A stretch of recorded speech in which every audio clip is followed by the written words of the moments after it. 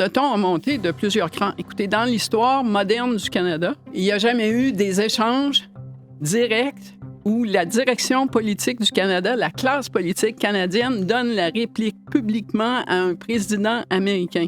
C'est ce qui s'est passé hier. C'est une nouveauté. Hier, Justin Trudeau qui a dit, en anglais, je pense, l'enfer va devenir glacé avant que le Canada devienne le 51e État. Ça n'arrivera pas. Pierre Poilievre, qui saute dans la mêlée en disant « point barre, le Canada ne sera jamais le 51e État », ajouter là-dessus des premiers ministres. D'ailleurs, le principal visage du Canada sur les tribunes américaines depuis plusieurs semaines, celui qui se dévoue pendant qu'on se démêle un peu partout à Ottawa et ailleurs, c'est le premier ministre de l'Ontario, Doug Ford, qui est allé à CNN, à Fox. If I were a citizen of another country and I was a neighbor of the United States, I would consider it a privilege to be taken over by the United States of America. That's what everybody else in the world wants. American citizenship.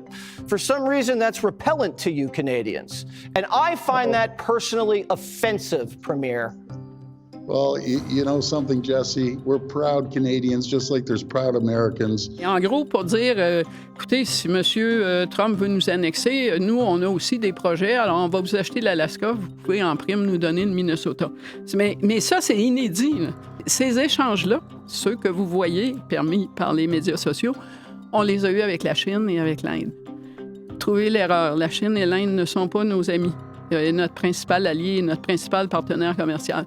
Ce qui va se passer aux États-Unis après le 20 janvier va complètement changer le contexte politique au Canada. Et la question de l'urne de la prochaine campagne fédérale va inévitablement devenir lequel des trois partis principaux est le mieux placé pour gérer la relation avec Donald Trump. On y échappera pas. Là. M. Poilievre écrit encore « On veut une élection sur la taxe carbone ». On ne sera pas là.